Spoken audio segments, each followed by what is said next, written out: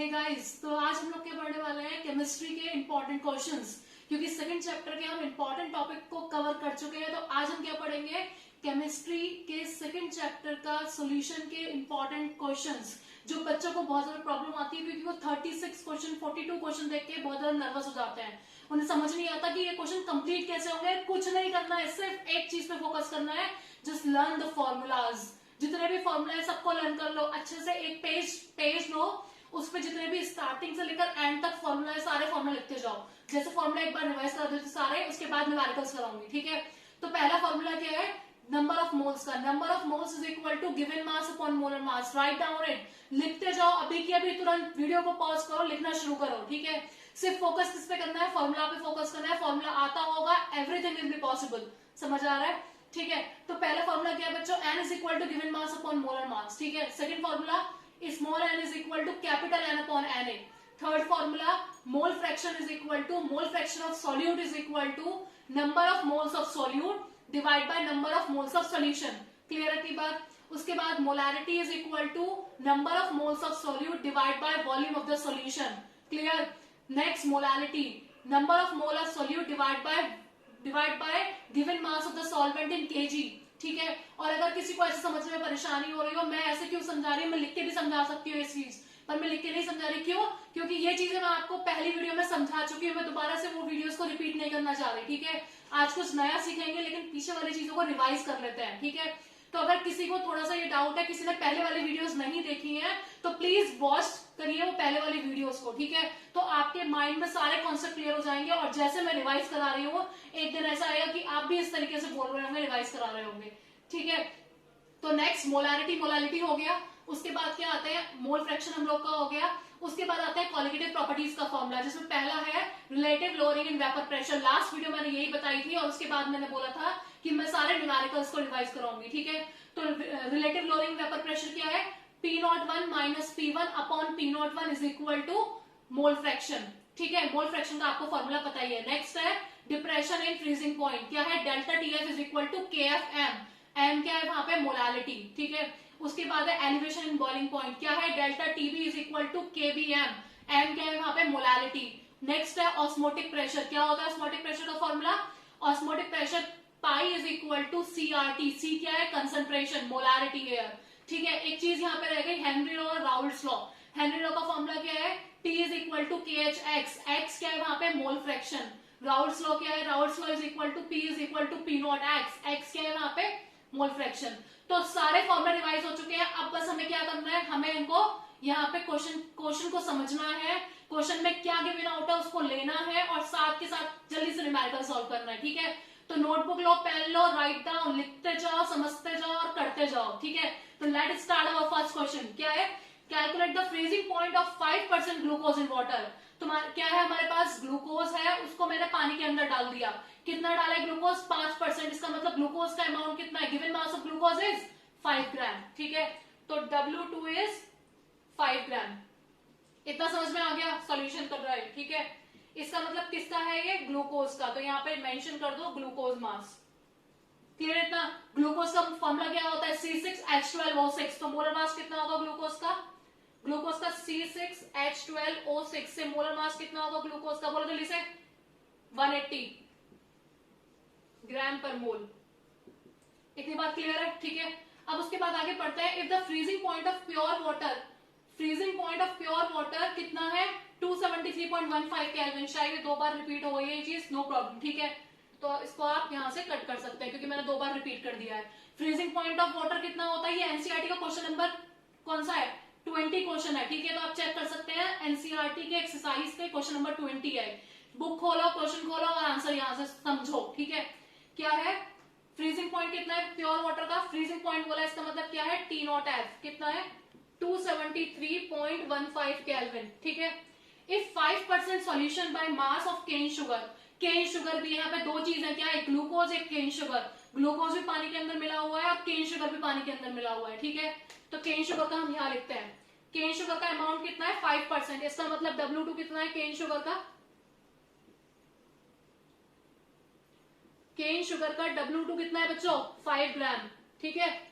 Next is in water has a freezing point इतना, उसका मेरे पास TF दे रखा है। जैसे ही मैंने केन शुगर को पानी के अंदर डाला, उसका फ्रीजिंग पॉइंट हो गया कम, कितना हो गया 271 केल्विन। और टी नॉट एफ कितना है यहाँ पे, T not F is 273.15 kelvin. ठीक है, तो सबसे पहले मैंने जरा अभी रिकॉल करवाया था formula delta T F is equal to K F M. लगाओ यहाँ पे, क्या लगेगा, delta T F is equal to K F M. M का मतलब मोलैलिटी, तो क्या हो जाएगा W2 upon M2 into W1 इन केजी। इतना समझ में आ रहा है? ठीक है, तो डेल्टा टी एफ कितना निकलेगा, टी नॉट एफ में से टी एफ माइनस कर दो, कितना आएगा, बोलो जल्दी से। ये आएगा तुम्हारा बच्चों माइनस करके 273.15 में से 271 माइनस करो। ठीक है, W2 को यहाँ पे डिवाइड में लेके आओ, या फिर ठीक है इसको हम सॉल्व अलग से कर सकते हैं, इतने पार्ट को अलग से सॉल्व कर लो। W2 कितना है 5 ग्राम, M2 हम लोग निकालेंगे। केन शुगर का फॉर्मूला क्या होता है, C12H22O11, लिख देती हूं मैं यहाँ पे, C12H22O11 कितना आता है, इसको निकाल के 342 ग्राम पर मोल। ठीक है, सारी वैल्यूज को यहाँ लगाओ। 5 ग्राम अगर आपके पास सॉल्यूट है, 5% अगर सॉल्यूट है तो सॉल्वेंट कितना होगा 95%। ठीक है, 95% ग्राम में आएगा, हमें किस में चाहिए यहाँ पे, किलोग्राम में। तो ग्राम को किलोग्राम में कैसे कन्वर्ट करते हैं, 1000 से डिवाइड करके। ठीक है, समझ आ रहा है? तो इसका यहाँ पे क्या वैल्यूज आएगी, अगर इसको सॉल्व करोगे तो यहाँ पे वैल्यू आएगी 0.095 और KF की वैल्यू क्या निकलेगी यहाँ से, KF की वैल्यू आएगी, राइट डाउन इट, 13.99। ठीक है, यूनिट क्या होगी, केल्विन किलोग्राम मोल इनवर्स। इतना समझ में आया? इसके आगे KF हमारे पास आ चुका है, अब क्या करना है हमारे पास, इस फॉर्मूले में लगाओ, delta TF is equal to KFM। M क्या है, मोलैलिटी, KF की वैल्यू कितनी है 13.99 इंटू W2 कितना है यहाँ पे 5 ग्राम, M2 कितना है 180 और W1 95। ग्राम को किलोग्राम में कन्वर्ट करेंगे, डिवाइड बाय 1000। तो यहां से डेल्टा TF कितना निकलेगा, delta TF is equal to 4.09 kelvin. ठीक है, यहां से क्या आ गया डेल्टा TF। अब क्या करते हैं, डेल्टा TF से मुझे TF निकालना है, तो क्या करेंगे, T not F minus TF is equal to 4.09। तो यहां से TF कितना आ जाएगा 269.06 केल्विन।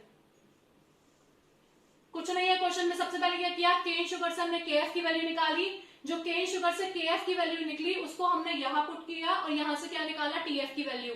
किसी को कोई डाउट हो तो, आपको डाउट होना नहीं चाहिए, एक बार वीडियो को पॉज करो और एक बार करना शुरू करो, अपने आप से सब क्लियर हो जाएगा। ठीक है, now second question is, at 300 kelvin the osmotic pressure of 36 gram of glucose. 300 kelvin पे ऑस्मोटिक प्रेशर कितना है 36 ग्राम ग्लूकोज का, जो प्रेजेंट है 1 लीटर में। 1 लीटर मतलब आपके पास वॉल्यूम इज गिवन, कितना है, V is equal to 1 litre. जो चीज समझ में आए क्वेश्चन में से नोट डाउन करते जाओ। ठीक है, कितना है 4.98 bar. What would be its concentration, क्या निकालना है मुझे, मोलैरिटी निकालनी है, मतलब कंसंट्रेशन C निकालना है। ठीक है, if the osmotic pressure of the solution is इतना, मेरे पास पाई गिवन है 1.52 बार। ठीक है, at the same temperature, temperature same है, कितना टेम्परेचर 300 केल्विन। ठीक है, और W2 कितना गिवन है बच्चों आपके पास 36 ग्राम। तो फॉर्मूला क्या होगा, जल्दी से बोलो, pi is equal to CRT लगाओ, pi is equal to CRT। C मुझे निकालना है, पाई कितना है 1.52 डिवाइड बाय R कितना है 0.0831 इंटू T कितना है 300। हो गया सॉल्व क्वेश्चन। कितना आंसर आएगा C 0.061 मोल पर लीटर। मोल पर लीटर का मतलब मोलर, तो कितना हो गया ये 0.061 मोलर। किसी को कोई कंफ्यूजन नहीं होना चाहिए, पाई का मतलब ऑस्मोटिक प्रेशर, टी का मतलब टेम्परेचर, सी का मतलब मोलारिटी और वी का मतलब वॉल्यूम। वॉल्यूम यहाँ 1 लीटर बोला है, वैसे इसका यूज नहीं है। ठीक है, समझ आ रहा है? तो that is your second question. Now question number 3 is, if 92 gram of Na positive, आपके पास Na पॉजिटिव कितना दे रखा है 92 ग्राम दे रखा है। ठीक है, आर प्रेजेंट पर केजी ऑफ वाटर, इसका मतलब सॉल्यूट प्रेजेंट है पर केजी ऑफ वाटर में, तो क्या दे रखा है W2 अपॉन W1 और ये किसमें है केजी में, तो क्या है हमारे पास 92 ग्राम पर केजी। यहाँ तो कोई डाउट किसी को? आगे है determine the molarity, what we have to find molarity, write down it. तो क्या निकालना है हमें मोलैरिटी, मोलालिटी है बच्चों यहाँ पे, डिटरमाइन द मोलालिटी। ठीक है, determine the molality of Na positive ion, क्या निकालना है हमें, स्मॉल m निकालना है in the lake of water which has density इतना। अब पता है क्वेश्चन में क्या होता है, बहुत सारी चीजें गिवन होती हैं, पर इट इज नॉट रिक्वायर्ड कि जितनी चीजें गिवन है वो सारी चीजें यूज हो, ठीक है, ऐसा जरूरी नहीं है। तो मोलरिटी का फॉर्मूला लगाएंगे, क्या होता है, molarity is equal to given mass upon molar mass into given mass of solvent, ठीक है। W2 अपॉन W1 कितना है, 92 ग्राम पर केजी। M2 कितना है, मोलर मास ऑफ Na कितना होता है, 23, तो कितना आ गया ये, 4 मोलर। समझ आया सबको, कोई डाउट किसी को, डाउट है तो कमेंट कीजिए। नाउ क्वेश्चन नंबर 34 एक्सरसाइज का, ठीक है। क्या क्वेश्चन है, कैलकुलेट द वेपर प्रेशर, क्या फाइंड आउट करना है, वेपर प्रेशर फाइंड आउट करना है, तो राइट डाउन इट, ठीक है। किसका करना है, वाटर का, इसका मतलब वेपर प्रेशर निकालना है हमें वाटर का, ठीक है, P01 एट 293 केल्विन। कितना टेम्परेचर होना चाहिए, 293 केल्विन। जरा एक बार रिकॉल करो कौन सा formula, vapour pressure, relative lowering in vapour pressure, क्या फॉर्मूला था, P01 minus P1 upon P01 is equal to mole fraction, ठीक है। तो क्या कहीं वहां टेम्परेचर यूज हुआ है, नहीं हुआ है, ठीक है। तो सिंपल सा, when 25 ग्राम ऑफ ग्लूकोज, जब 25 ग्राम ऑफ ग्लूकोज डिसॉल्व होंगे वाटर में, इसका मतलब गिवन मास कितना हो गया सॉल्यूट का, 25 ग्राम, और वाटर का गिवन मास कितना है, W1 इज इक्वल टू 450 ग्राम, ठीक है। समझ आ रहा है इतना। When the vapor pressure of water at 293 Kelvin is इतना, जब वेपर प्रेशर गिवन है, इसका मतलब क्या है कि P1 is given 17.3535, ठीक है। ये P01 दे रखा है, मुझे P1 निकालना है। इसका मतलब ये कह रहा है कि जब हमने ग्लूकोज को वाटर में डाला, ठीक है, तो उसका वेपर प्रेशर कितना हुआ, that we have to find out it here, ठीक है। सो फॉर्मूला लगाते हैं। सबसे पहले फॉर्मूला क्या है, P01 minus P1 upon P01 is equal to mole fraction. Mole fraction में मुझे N1 निकालना पड़ेगा, N2 निकालना पड़ेगा। N1 वाटर का गिवन मास कितना है 450, और वाटर का मोलर मास कितना होता है 18, ठीक है। ऐसे ही ये कितना है गिवन मास सॉल्यूट का 25, और पहले क्वेश्चन में मैंने ग्लूकोज का निकाला तो कितना होता है 180। इतना समझ में आ रहा है। तो ये कितना आएगा 25 m, और ये कितना आएगा बच्चों, ये आएगा आपका 0.139। समझ आया इतना, m का मतलब मोल, ठीक है। अब उसके बाद फॉर्मूला लगाएंगे, P01 minus P1 upon P01 is equal to N2 upon N1 plus N2। Clear है इतना। वैल्यूज पुट करो। P01 की वैल्यू कितनी है 17.535 minus P1 17.535 is equal to N2 कितना है 0.139 अपॉन 25 प्लस 0.25 प्लस 0.139। जब यहां से P1 सॉल्व करोगे तो कितना आएगा 17.44 mmHg। समझ आया। यहाँ पे कितना है mmHg, तो वहां पे भी कितना आया mmHg। किसी को कोई डाउट है, ठीक है। तो एक बात नोटिस करी होगी क्या कि प्योर वेपर प्रेशर कितना ज्यादा है, ठीक है, और जो बाद में प्रेशर निकला है वो कितना है 17.44, मतलब कम हो गया, डिक्रीज हो गया। Relative lowering in vapour pressure. हर कोई क्वेश्चंस तो करता होगा, पर क्वेश्चंस करने के बाद एनालाइज कोई कोई बच्चा करता है, ठीक है। तो आपको अपने अंदर हैबिट लानी है ताकि आप क्वेश्चन को देख के पहचान सको कि हाँ मैंने क्वेश्चन का आंसर सही निकाला है, मुझे आंसर शीट पे जाने की जरूरत नहीं है। क्यों? क्योंकि मैंने ऑब्जर्व किया, उसको एनालाइज किया कि हाँ आंसर ये है। Relative lowering in vapour pressure मतलब वेपर प्रेशर कम हो रहा है, तो कम हो रहा है। समझ आया ना। क्वेश्चन नंबर 41 एक्सरसाइज का क्वेश्चन नंबर 41 खोलिए अपनी बुक में, ठीक है। क्या क्वेश्चन है, when 25 मिलीग्राम ऑफ K2SO4, आपके पास 25 मिलीग्राम K2SO4 गिवन है, इस डिसॉल्व, उसको किस में डाला हुआ है K2SO4 लिया, उसको पानी में डिसॉल्व किया, और पानी का वॉल्यूम कितना है 2 लीटर ऑफ वाटर। इसका मतलब वॉल्यूम ऑफ वाटर दे रखा है कितना 2 लीटर। K2SO4 का गिवन मास कितना है 2, मतलब W2 दे रखा है कितना 25 मिलीग्राम। मिलीग्राम को कन्वर्ट कर लो किसमें ग्राम में, ठीक है। एट 25 डिग्री सेंटीग्रेड, टेम्परेचर कितना है यहाँ पे 25 डिग्री सेंटीग्रेड। सेंटीग्रेड को कन्वर्ट करो कैल्विन में, तो क्या ऐड करेंगे 273 कैल्विन, ठीक है। तो 25 प्लस 273 इज इक्वल टू कितना हो गया ये 298 कैल्विन। इतना समझ आ गया।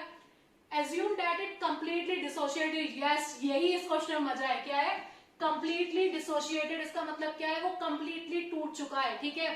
तो K2SO4 को जब हम कंप्लीटली ब्रेक करेंगे तो क्या होगा 2K positive plus SO4 double negative. तो कितने आयन है यहाँ पे, 2 इसके आयन है, 1 इसका आयन है, तो कितना हो गया 3 आयन टोटल। ठीक है, तो 3 आयन का मतलब आई की वैल्यू कितनी हो गई 3। अब फॉर्मूला क्या होता है, आई का मतलब वॉन्ट ऑफ फैक्टर, कितने में डिसोशिएट हुआ है। ठीक है, तो फॉर्मूला क्या है, pi is equal to ICRT। Pi कितना है यहाँ पे निकालना है I3C। फॉर्मूला क्या होता है कंसंट्रेशन का, given mass upon molar mass into volume.